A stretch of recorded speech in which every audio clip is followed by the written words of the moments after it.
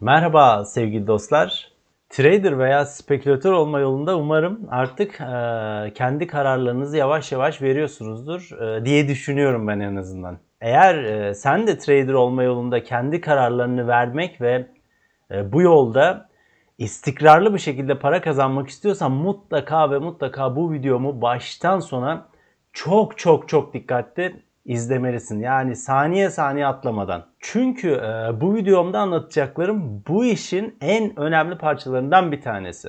Yatırımcı değil arkadaşlar, altını kalın şekilde çiziyorum. Biz trader'ız ve fiyat hareketlerinden kısa vadelerde para kazanmayı uman insanlarız. Varsayalım biz borsa spekülatörüyüz. Yani borsada kağıtlar üzerinden alım satım yapıp kar umacak insanlarız. Her şeyden önce bir kağıdı yani bir hisseyi almadan biz mutlaka riskimizi çok iyi ölçüyor olmamız gerekiyor. Eğer ki biz riskimizi iyi ölçemiyorsak mutlaka sermayemizi bir başka trader'a, bir başka alım satımcıya kaptırmaya mahkumuz arkadaşlar. Bunu bir kere aklınızdan hiç çıkarmayın. Peki biz riskimizi nasıl ölçeceğiz? Yani alım satıma girdiğimiz hisseden, kağıttan kaç adet yani kaç pay alacağız? Şimdi ben borsada hisse alıp sattığım zaman bunların kaç lot, kaç adet yani kaç pay alacağımı bir Excel üzerinde hesap ediyorum. Instagram'da @kuralakademi olarak benimle iletişime geçebilirseniz oradan en azından bir iletişim bilgisi bana verebilirseniz ben direkt bu Excel'i size yollayabilirim. Hemen hiç vakit kaybetmeden borsada hisse alıp satarken sermayemizi nasıl ayarlayacağız? Kaç lot hisse alacağız? Kaç pay hisse alacağız? Hemen bunu ölçmeye başlayalım. Evet, şimdi arkadaşlar bu risk yönetimimi ben kendi üzerimden yapacağım. Ben kendi riskimi nasıl yönetiyorum? Tek tek size tane tane açıklayacağım ve siz de çok dikkatli dinleyin bunu. Eğer ki bu işi yapmak isteyen bir trader olma yolunda bir kişiyseniz mutlaka bakın. Ben şimdi %50-50'lik bir trader değilim. Ben genellikle işlemlerimde %60 kaybediyorum. %40'da kazanıyorum. Şöyle diyebiliriz. Yani ben %40 galip geliyorum. %60'da mağlup oluyorum. Yani ben bu şekilde kazanıyorum ve ne kadar oynuyorum? Yani risk kazanç oranım 1'e 2. Ben 1 koyup 2 umuyorum. Kaybettiğimde 1 kaybediyorum. Kazandığımda 2 kazanıyorum. Şimdi gelin bunu şöyle bir açıklayayım. Ben şimdi işlemlerimde genellikle yani şimdi %1 kullanalım. Yani her bir girdiğim işlemde %1 sermayemden, burası benim sermayem olsun. Sermayemden %1 veriyorum. Ben biraz daha fazla veriyorum sermayemden ama siz %1 ile başlayıp kendiniz daha profesyonel olduktan sonra bunu %2'ye, %3'e de çıkarabilirsiniz. Girdiğiniz her bir işlemde onu da ne fark edecek onu da göstereceğim şimdi. Diyelim ki benim işlemlerim şöyle. İşte mağlup, ilk girdiğim işlemde mağlup oldum, tekrar mağlup oldum. Galip, işte mağlup ne oldu? 1, 2, 3, 4, 5, 6, galip 7, mağlup 1, 2, 3, 4, 5, bir galip sonra bir daha mağlup olduk diyelim. 1, 2, 3, 4, 5, 6 defa mağlup olmuşum. 1, 2, 3, 4 defa galip gelmişim. Şimdi ben ne kadarlık işleme giriyordum? Her bir işlemde %1 harcıyordum. Şimdi şunları hesap edelim. Mesela mağlup olmuşum. Eksi 1, eksi 1, eksi 1. Galiplerimde de 1'e 2 kazanıyordum. Neden? Benim risk ödül oranım 1'e 2'yi de şimdi galiplerimi hesap ediyorum. Yani burada 2 kazanmışım, 2 kazanmışım. 1 eksi 1 kaybetmişim. 2, eksi 1, 2 ve eksi 1. Toplama bakıyoruz şimdi. 1, 2, 3, pardon şöyle 1, 2, 3, 4, 5, 6. Eksi 6 yüzde galiplerimi hesap ediyoruz şimdi. 2, 4, 6, 8. Yüzde 8 yüzde de galip gelmişim. Yani demek oluyor ki ben bu ay içerisinde yaklaşık olarak 10 pozisyona girdiğimi düşünelim. Bu ay içerisinde %2'lik bir kazanç elde etmişim. Yani bu ayda. Şimdi bunu 12 ile çarptığımızda senelik olarak %24'lük bir kazanç elde etmiş oluyorum ki bu gerçekten şu anda çok düşük tutuyorum ben bunları. Yani belki bazı ne oluyor mesela 6'ya %60'a 40 değil de bazen %50-50 oluyor. Bazen işte %35'e 65 de olabiliyor ama yukarıya da çıkabiliyorum. Bir de risk Bazı yerlerde işte bu sizin zamanla tecrübe kazandıkça 1'e 2 değil de mesela 1'e 2 oynadığınız pozisyon değil. Mesela buraya stop koyuyorum. Buraya da mesela diyelim ki satış emri veriyorum. Yukarıya da stopum ama belki 1'e 2 değil de 1'e 3, 1'e 4 de oynadığım yerler oluyor. Onu da siz tecrübe kazandıkça kendiniz zaten yapacaksınızdır. Yani görürsünüz piyasaları, anlarsınız, sezersiniz. Nerede girip nerede çıkacağınızı. Neydi bu? Yani bir senede, şuna bir sene diyelim, bir senede %24 yaptık. Şimdi ben burada yüzde kaçla girdim her bir işlemime ayda? Yani girdiğim her bir işlemim neredeydi? %1 ile işleme girdim. Şimdi ben diyorum ki mesela siz bunu anlatmadan önce, yani bu konuya girmeden önce ne demiştim? %1'den ben fazla riske atıyorum kendime.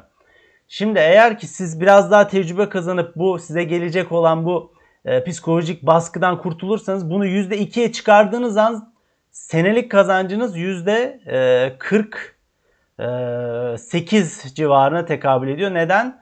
%1 girdiğimde %2 6 kaybedip 4 kazandığım bu pozisyonda %2 kazanıyorsam, bunu %2'ye çıkardığımı ben her bir işlemde gireceğim sermayemden vereceğim parayı. Burada da ayda yaklaşık olarak %4'lük bir kazanca tekabül ediyor.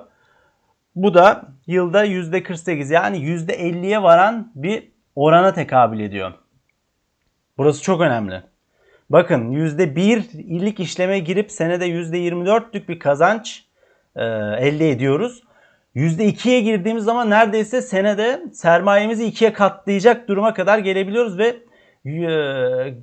kazanç galip mağlup oranımızda 40'a 60, yani 6 pozisyon kaybediyoruz, sadece 4 pozisyon kazanıyoruz. Evet, şimdi diyelim ki böyle bir analiz yaptık. Buradan işleme gireceğiz. Risk kazanç oranımızı da böyle düşünüyoruz. Şimdi bunu hesap edeceğiz. Bu analizlerimi de dediğim gibi Instagram'da @kuralakademi'de bulabilirsiniz. Orada hatta istediğiniz bir enstrüman varsa analiz etmemiz, kağıt vesaire, oraya yorum olarak ekleyebilirsiniz bu arada. Bu benim Excel, kullandığım Excel. Sermayem diyelim ki 100 bin liralık bir sermayem var elimde. Alış fiyatı, şimdi hissenin alış fiyatıyla stop loss fiyatını gireceğim ve sermayemin %1'ini riske atacağım. Şimdi dönüyorum ben gene diyelim ki Hektaş alacağız. Burada böyle bir analiz ettim. Ne zaman kaçta giriyormuşuz? 27'de Hektaş'a gireceğim. %1 kullanacağım sermayemden. Hemen 27 yazıyorum. Ben 27'de alış pozisyona gireceğim. Şu alış fiyatım 27 TL. Stop yerim 25 buçuk yapalım. Sermayemin %1'ini riske atıyorum. Risk büyüklüğüm 1000. Çünkü neden? Sermayemin %1'ini riske attığım için gidecek param bir. Ödeme yapma tutarım benim 18.000 TL'lik bir ödeme yapmam lazım hisse almam için. Bu da 670 alınacak hisseye tekabül ediyor. Yani sermayemin %18'ini harcayacağım ama tabii stop olduğumda satacağım ve geri kalanını tekrar cebime koyacağım eğer ki stop olursam.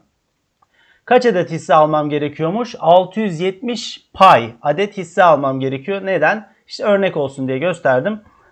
Burada Hektaş'tan burada 670 adet almam gerekiyor. Hatta şöyle yapalım. Şimdi kaçtan girdik? 27'den 670 bir dakika şöyle yapayım. 670 pay aldım. Kaçtan aldım? 27 TL'den Hektaş aldım. 18.090 lira ödedim. Şuraya da yazayım bunu. 18.090 TL ödedim. Sonra ne oldu? Diyelim işler kötü gitti. Ben kar alamadım. Burası benim kar yerim neymiş? 31 civarı kar yerimmiş. Yani hedeflediğim kar. Kar alamadım da geldim stop oldum. Önemli olan arkadaşlar kaç parada stop olacağımız. Karı boş verin. Karı alırız. O sorun değil. Önemli olan biz kaybettiğimizde ne kadar kaybedeceğiz. Çünkü neden? Biz sermayemizi yani gözümüz gibi bakmamız lazım. Giderse bir daha oynayamayız. Bu oyunda bir daha game over giremeyiz yani. Hemen bakıyoruz. Kaçta? 25.5'taydı. Şöyle yapalım. Şunu bir 25.5 çarpı kaç lot almıştık? 670 lot almıştık. eşittir 17.085. Yani bunu da diyelim ki kaç şeyden çıkaracağız? 18.090'dan kaç para kaybettiğimizi buluyoruz şimdi. Yani stop olduk, çıktık, hisseyi burada şu bölgede hisseyi sattık, artık bıraktık. Çünkü neden? Stop olduk, bu buradan aşağı gidebilir vesaire falan filan. Onun için hemen geliyorum tekrar buraya. Ya şunu da kullanamıyorum, şu küçük kalemi. Şöyle. Şimdi eksi dedim buna, 18.090. 18.090'ı çıkarıyorum. Ne kadar kaybetmişim? Gördüğünüz gibi ben burada stop olduğumda kaybettiğim para 100.000 lira sermayemden 1.000 lira kaybettim. Ama tabi burada kazansaydım galiba burası herhalde 1'e 4, 4,5, yani 1'e 4 gibi bir rakamdı. Yani ben ne kadar kazanacaktım? 4.000 TL gibi bir rakam kazanacaktım. Eğer bu işlem devam ederse, giderse yukarı doğru. Evet, o da burada görüldüğü gibi 100.000 lira sermayem, benim trade sermayem vardı. Bundan 27 Hektaş 27'den aldık. 25'e stop koyduk. 25.5'a stop koyduk. %1 harcadık.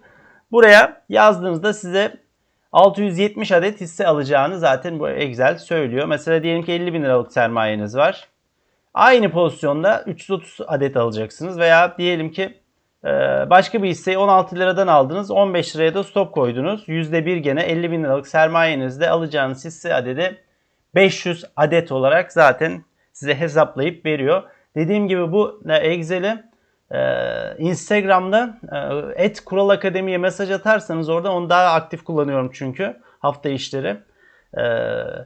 Oradan ben iletişim bilgisini bana verirsiniz. Ben direkt mail olarak atabilirim. Çok rahatlıkla kullanabilirsiniz. Eğer ki iyi bir trader olmak için yola çıktıysak, bu eğer ki söylemeyecektim ama gene söyledim. Yani bu eğer ki yani, ama hep eğer ki, yani biz çünkü olasılıklar üzerine kurduğumuz bir oyunu oynuyoruz. Eğer ki siz iyi bir trader olmak için yola çıktıysanız, bu araç gereçleri çok iyi kullanmamız lazım. Çok iyi kullanın, kendinize kar etme amaçlı. Riskinizi çok iyi ölçmeniz lazım. Riskini ölçemeyen trader değildir zaten. Boşa alım satım yapar. Bir bakmış zaten belli bir süre sonra sermayesini başka bir trader'a kaptırmıştır. Umarım videomu beğenmişsinizdir. Bir dahaki videoda görüşmek üzere. Kendinize çok dikkat edin. Olasılık ve şans hep sizin yanınızda olsun. Görüşmek üzere. Hoşça kalın.